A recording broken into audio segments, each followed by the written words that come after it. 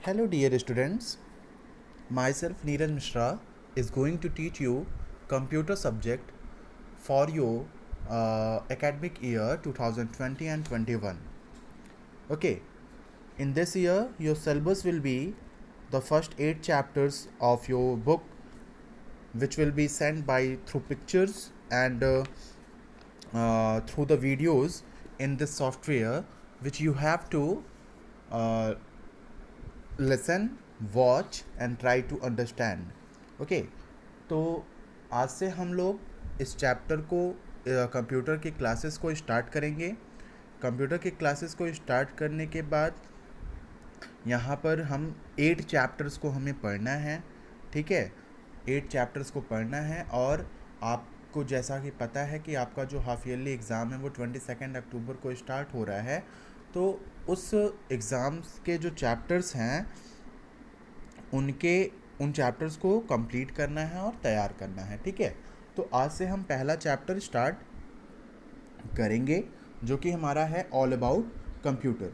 तो ये पहला ही चैप्टर है जिसमें हमें कंप्यूटर के बारे में जानना है, कंप्यूटर्स क्या होते हैं, कंप्यूटर्स के फीचर्स के बारे में जानना है, कंप्यूटर्स कैसे वर्क करते हैं इसको जानना है. ठीक है, फिर कंप्यूटर्स के टाइप्स के बारे में जानना है, कंप्यूटर्स के पार्ट्स के बारे में जानना है.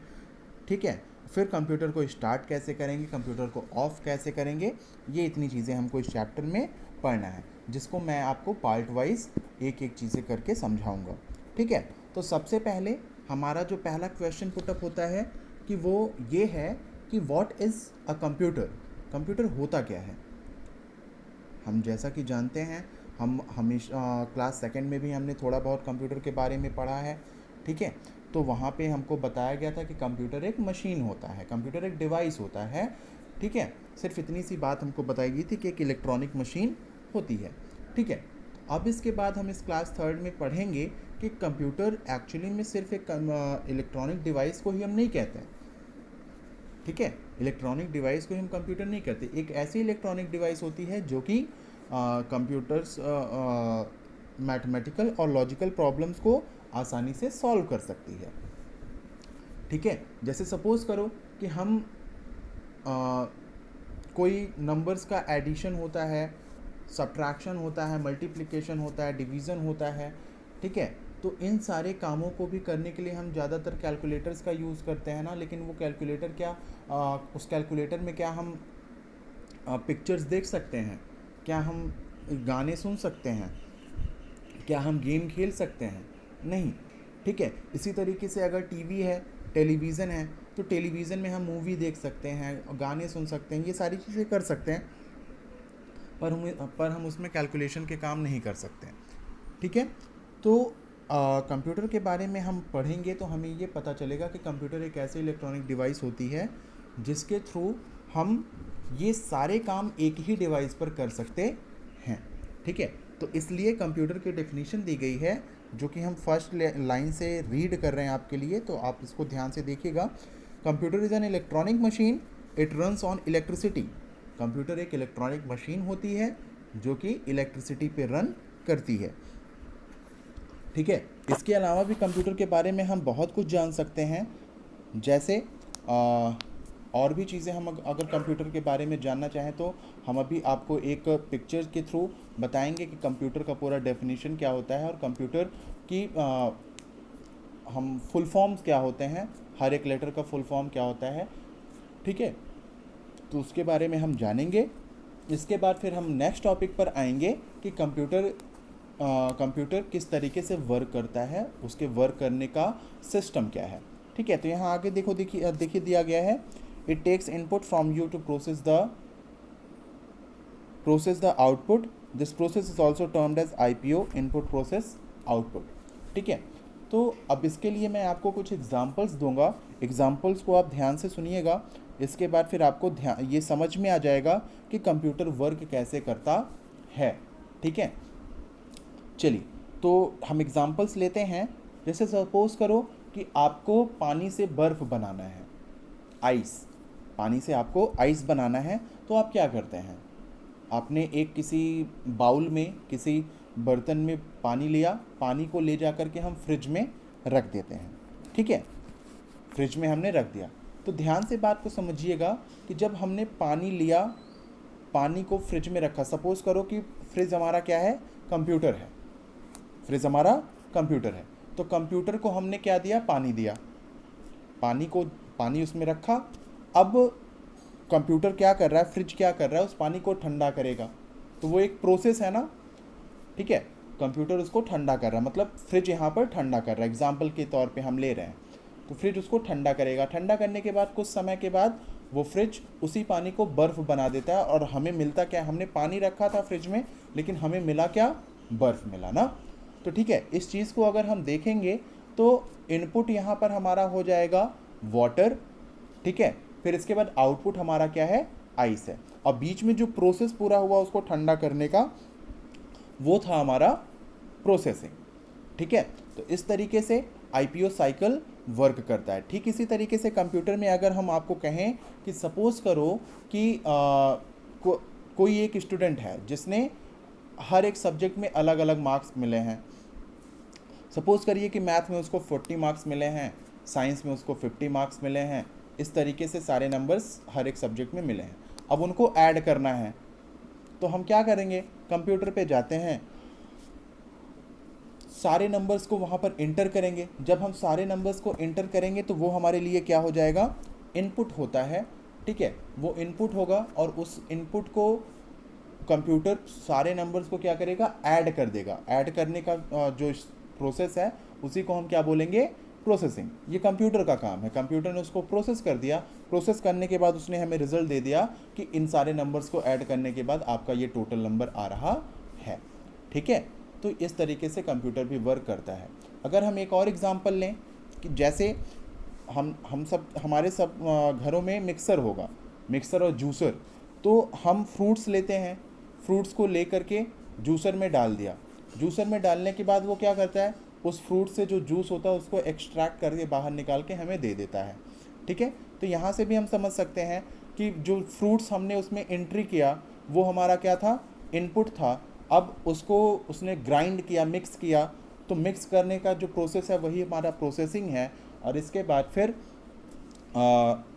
जब हमें जूस मिला तो वो जो जूस हमारा था वो हमारे लिए क्या है, आउटपुट है, ठीक है। तो इस तरीके से आईपीओ साइकिल भी वर्क करता है। कहने का मतलब ये है कि कंप्यूटर को वर्क करने के लिए, उसको ऑपरेट करने के लिए सबसे पहले हमको इनपुट देना होगा।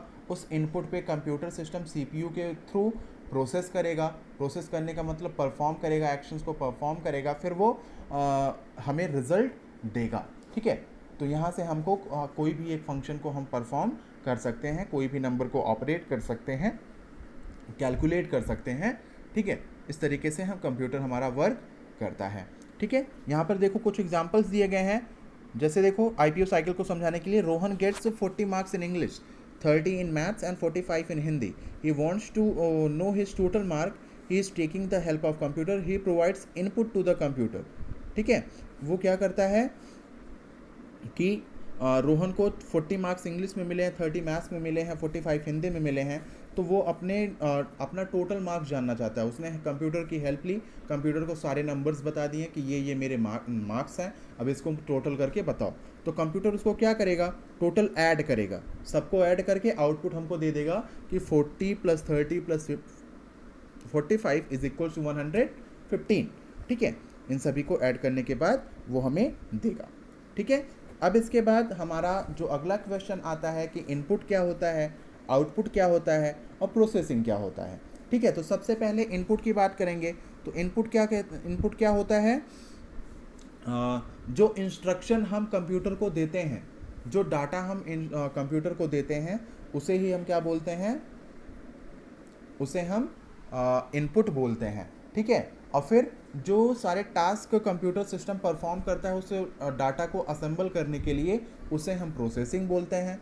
फिर इसके बाद लास्ट में जो मीनिंगफुल इन्फॉर्मेशन हमको मिलती है, जो मीनिंगफुल इन्फॉर्मेशन मिलती है उस डाटा को प्रोसेस करने के बाद उसे हम बोलते हैं आउटपुट, ठीक है।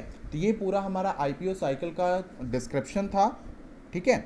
अब इसके बाद हम नेक्स्ट टॉपिक पर आएंगे जो हमारा है features of computer. Features of computer में देखिए यहाँ पर आपके चैप्टर में 4 चीज़ें दी गई हैं।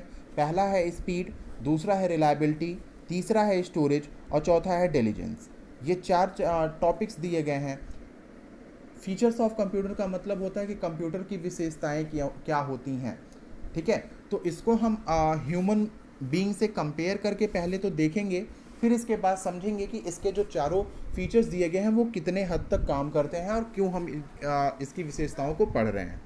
देखिए, अगर हमें कोई भी एक लंबा न्यूमेरिकल सॉल्व करना, कोई लंबा सा मल्टीप्लिकेशन हो, तो हम उसको करने में बहुत ज़्यादा समय लगाते हैं। सपोज करो 5 डिजिट का मल्टीप्लिकेशन है, तो हमें उसे करने में टाइम लगता है। लेकिन क्या कंप्यूटर को करने में टाइम लगेगा?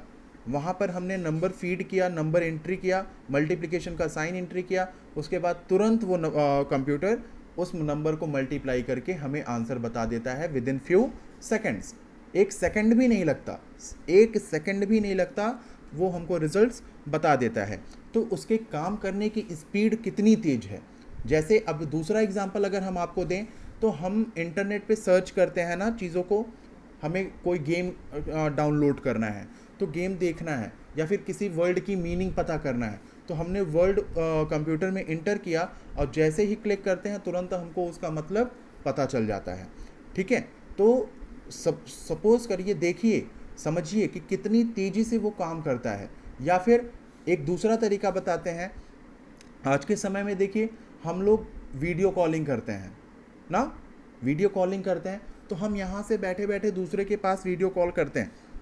यहाँ से हमने ग्रीन बटन पे क्लिक किया, तुरंत कॉल वहाँ पे जाने लगती है।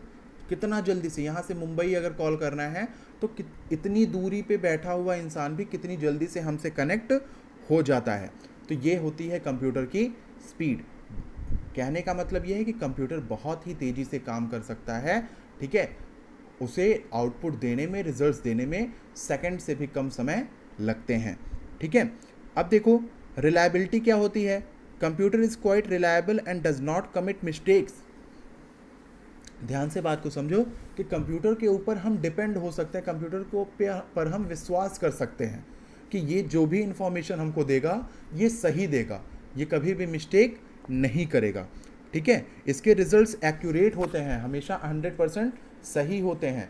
जो भी इंफॉर्मेशन हम इससे मांगेंगे वो हमको सही इंफॉर्मेशन देगा, ठीक है। और बहुत सारे ऑपरेशंस, चाहे hundreds of operation, thousands of operation हम यहाँ पर बिना किसी गलती के कर सकते हैं।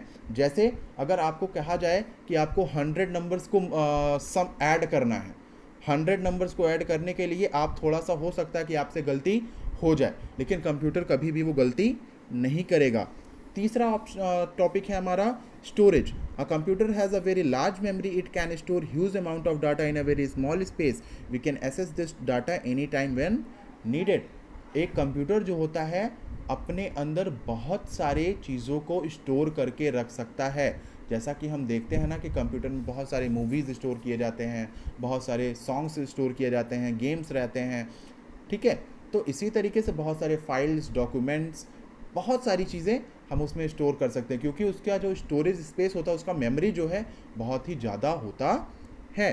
इंटेलिजेंस का मतलब होता है कि इंटेलिजेंस का मतलब ये है कि कंप्यूटर से आप कितना भी काम कराइए वो कभी बोर नहीं होगा, वो कभी थकता नहीं है, ठीक है। जैसे इंसान हैं, ह्यूमन बीइंग्स हैं, उनसे आप 1 घंटे, 2 घंटे, 3 घंटे, 4 घंटे काम करवा लीजिए, तो उसके बाद उनको थोड़ा सा रेस्ट चाहिए ना।